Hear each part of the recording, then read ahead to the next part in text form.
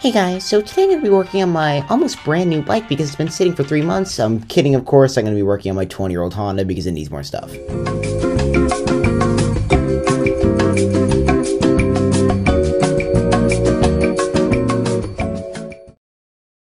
So, a little context. This is me. Professional motocross racer, but sadly, I never got to reach that point because I'm on a trail bike. And trail bikes are like really slow, so it kind of doesn't work out that well. So, naturally, I purposely destroyed the engine case on my KLX by stripping a bolt as an excuse so I could get a brand new dirt bike. And by brand new, I mean a 20-year-old Honda. Then, once I took that bike home, I realized that the fork seals were completely blown, so I missed the last day of the riding season to get the forks rebuilt. That's the first part of this build. And believe it or not, I was already over budget. So there I was. I have a CR85, it has freshly rebuilt forks, a somewhat fresh top end, it runs good, and there is still a myriad of things wrong with it, and it looks ugly. So I guess it's time to do a budget build. Or something.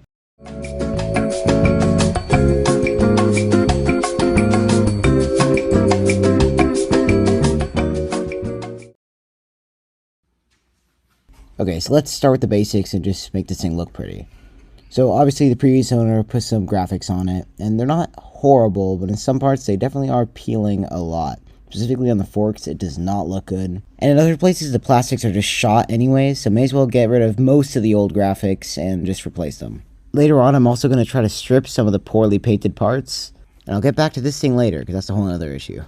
So with a blow dryer, because I don't have a heat gun, I started this sticker on the fork.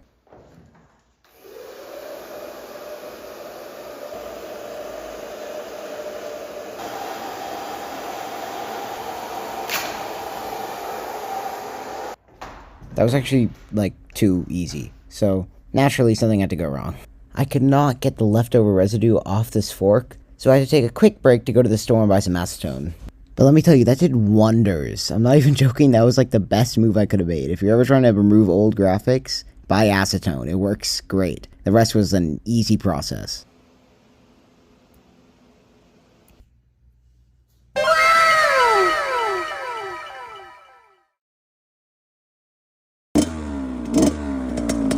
Okay, wait, what's actually the plan here? So like I said, the previous owner blew the forks, so I just went ahead and got those rebuilt. And ironically, even though it's the least shown part in this entire video, it's arguably the most important part of the build.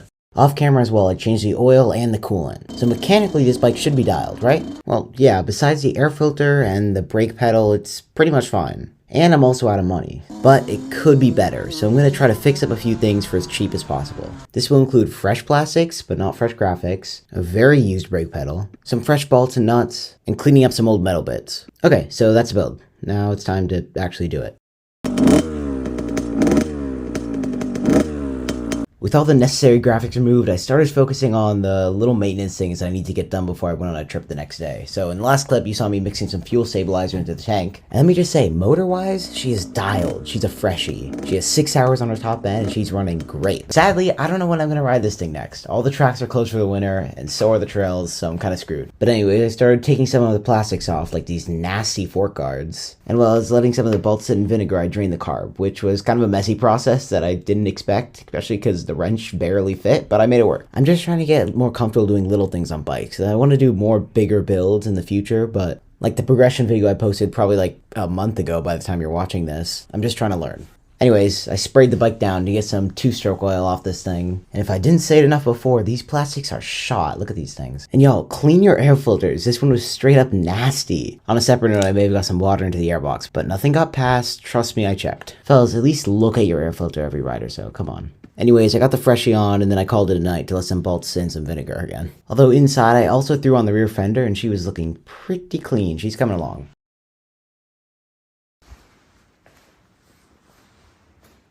Okay, so plastics. This was kind of hard to record and do, so I kind of just threw them on, but pretty much I just used some new bolts from a bulk kit and got it put on there, and that's kind of it. The other side was just as easy, but for some reason I couldn't get the plastics perfectly aligned with the rear fender, but it'll have to do. I'm probably about to throw this thing into the ground, it can't be too pretty.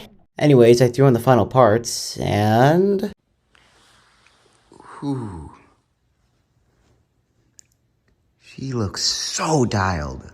The astute viewer may notice that I kept the same radiator shroud on. Really, I did that because it didn't need to be replaced. It looked newer than the rest of the plastics, and I wanted to keep that CR badge on there, so. At least take the metal off that. I may paint it. This, I'm just gonna take the paint off. The chain guard is also painted really ugly, but I'm gonna do that separately because it's not metal. I'm going a little bit out of order here, but I'm actually gonna do the brake pedal next because that thing needs some help. It straight up has way too much play, and to be honest, I don't feel comfortable riding with it because sometimes it slips under the engine case a little bit, and with a big motocross boot, it's a pain to hit. So I ended up just buying a used brake pedal off eBay, and I'm going to see if that works. Let me tell you, this thing has definitely not been taken off since 2004 because it was on there tight. I had to let it sit in penetrating oil all night, and then I had to push really hard, but eventually I got it off. And lucky for me, the new brake pedal that I bought also was seized onto the pin, so I had to let it sit in some penetrating oil and then bang it out with a hammer. And eventually, with a new cotter pin, I got her on there tight.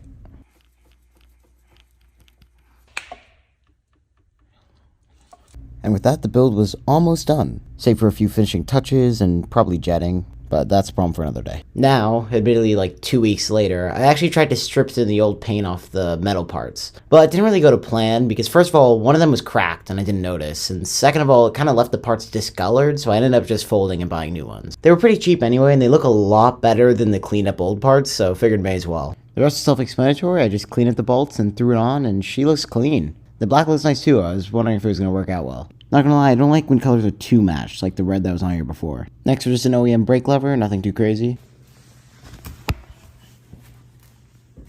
And finally the chain guide, and she's done.